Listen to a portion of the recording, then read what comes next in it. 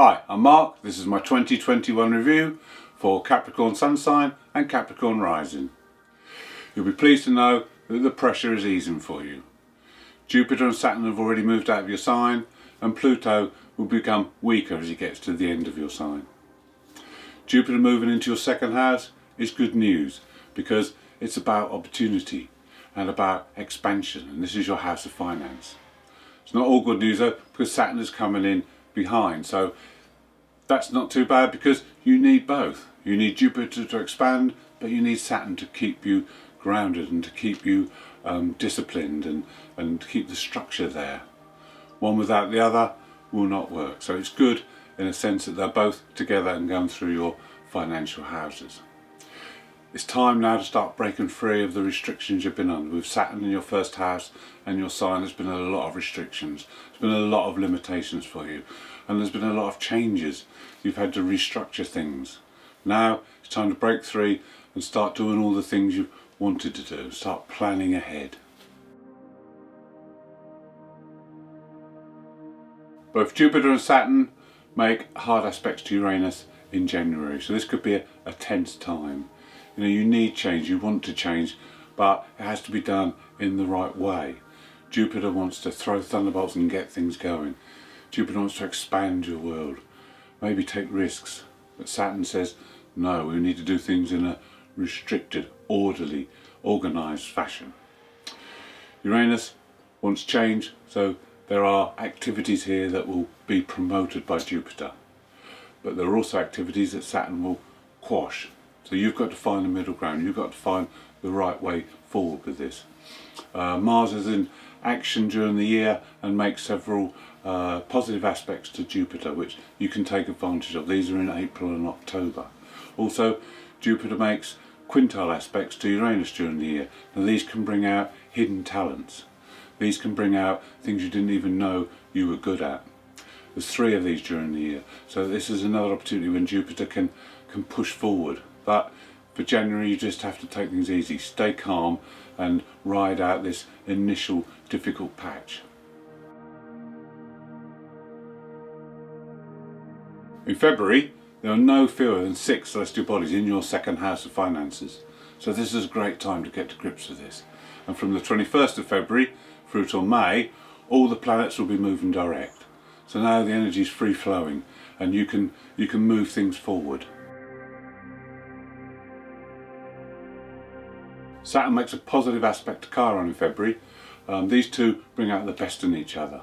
So it's a time that you can be highly disciplined and very organised and get things sorted out, especially around the home and with your finances, so that you pave the way for the future. And then in March, there's another good aspect, this time between Pallas Athena and Neptune. These two also work well together. They will bring creativity. This is in your third house of the mind, so now you'll be developing a very strong mind, very creative. Pallas has strategy, so planning is good. And there's also the spirituality of Neptune, so you can take on a more holistic approach to things. In May, we have the first lunar eclipse of the year. Now this one belongs to the Saros 5 South series, and it's renowned for bringing good news, for happy occasions and great new ideas. This eclipse conjuncts the North and South node. The moon in your 12th house conjuncts the South node, and the sun in your 6th house, the North node. The nodes are about our destiny. The South node is where we come from, the North node is where we're heading. So there could be events that put you on the right path. There could be events that try and pull you back to the past, but that's not where you want to go. You need to go forward. With the sun in the 6th house, it could be good news about health, or good news about your working conditions or your daily routines. These are all positive things that come with this eclipse. Eclipses are wild cards and we don't know what's going to happen. Sometimes bad things do happen, but this one is associated with good things happening. In June we have our first solar eclipse. This one belongs to a different series. It's the Saros 5 North and is renowned for bringing flashes of inspiration. It's renowned for bringing visions through dreams and hunches that we really need to act upon. This happens in your 6th house, so there's a lot to do with health here. So there could be insights as to how you need to go forward with health or diet or exercise. Also your working conditions could change, or your daily routines. There's a square to Neptune in the area of the home, the 4th house, so this adds a creative side to it as well. And with Pallas there's an organisational side to this eclipse, so you really need to act on any hunches that you get.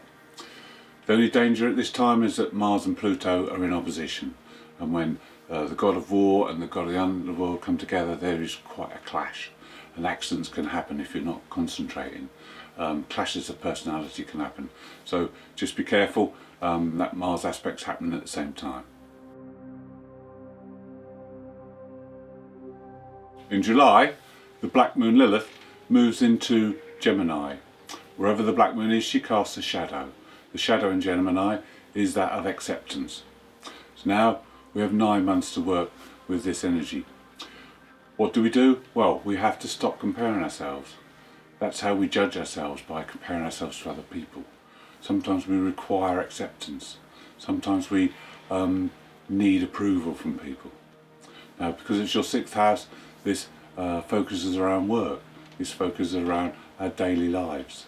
So why do we need this acceptance? Why do we need to be approved of? Why do we judge ourselves against other people's? This is what we need to work with. We need to work with the shadow side.